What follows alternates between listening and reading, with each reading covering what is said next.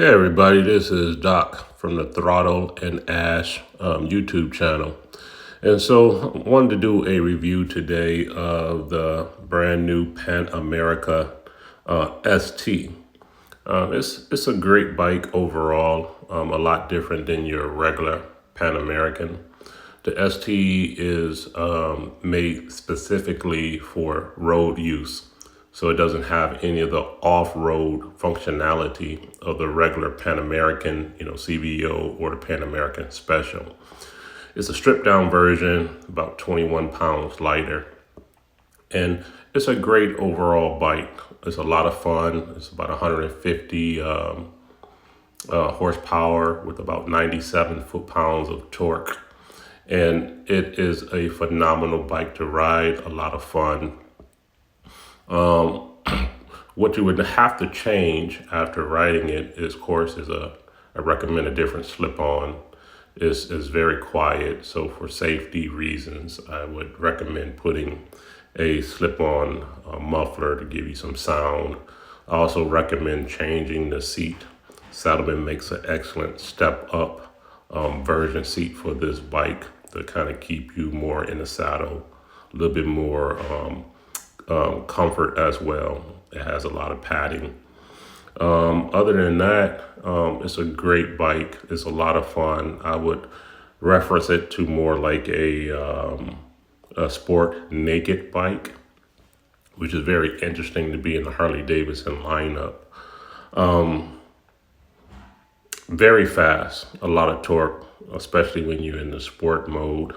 You sit up high. It has a 17-inch rims on the ST, which is different than your regular Pan American. The tires are more conducive for road riding as well. I wouldn't necessarily make this your only bike. I would recommend more of your street glide or your road glide. But as a secondary bike, and you just want to rip around, hit the corners, hit the highway, it's a lot of fun. It does not have an adjustable windshield, so that might be a concern for some people. I would recommend a full face helmet when riding this bike. I do like it better without the steel saddlebags, so keeping it more of that sport naked look is phenomenal. It also doesn't have a center stand kickstand. So it can be kind of difficult to find a kickstand. It is a shorter kickstand and it doesn't have an extended lip. So you have to kind of struggle to get your left heel underneath the bike to pull the kickstand out. Also, it has a quick shifter. So anybody who's ridden any super sport bikes, you don't have to pull the clutch to shift, which is a great added feature for the bike. However, the shifter knob is very short. It's almost like a stub. So I would recommend getting a longer shifter knob so that your foot fits comfortably underneath that, especially when you ripping through the gears at a high speed. It'd be kind of hard to find. Other than that, it's a different type of ride. So if you've never ridden a naked bike, it's totally different from your normal Harley. The suspension actually is pretty good. I would say that it's probably the best suspension for Harley Davidson out of the OEM stock. One of the things that I do not care for is the automatic up and down that the bike does at every stop and go. The bike kind of lowers for anybody who's short.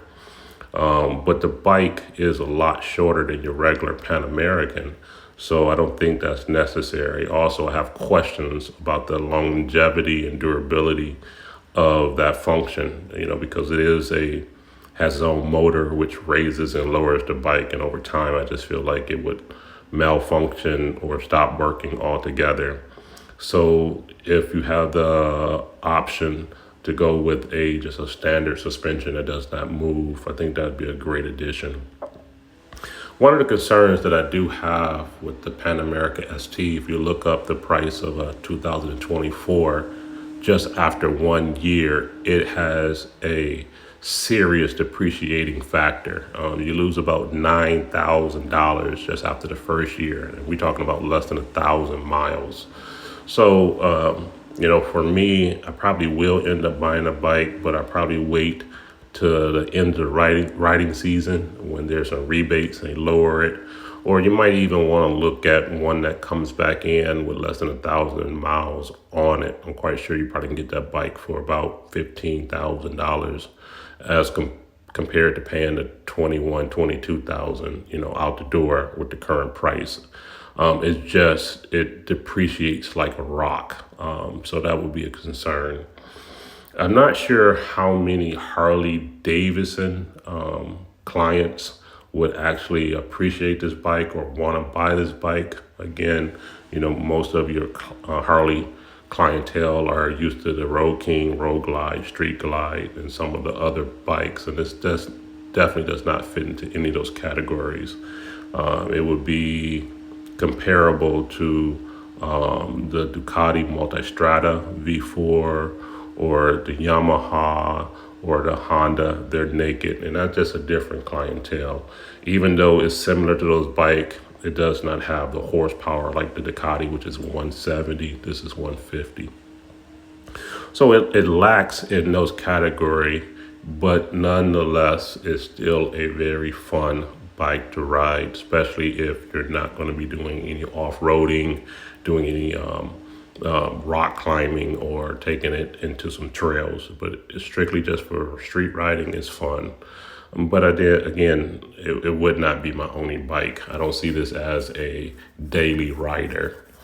So that's my review after riding the Pan American ST. A lot of fun, a lot of torque, a lot of, going through the turns and being able to lean the bike pretty far over. I scraped the foot pegs quite often when I was riding it just in the turns. So, for $22,000, there are some other options if you want the true Harley Davidson motorcycle experience. But as a secondary or even a tertiary bike, it might be good to put in your stable. Anyway, that's my review, and this is Doc from the Throttle and Ash YouTube channel. Have a great day.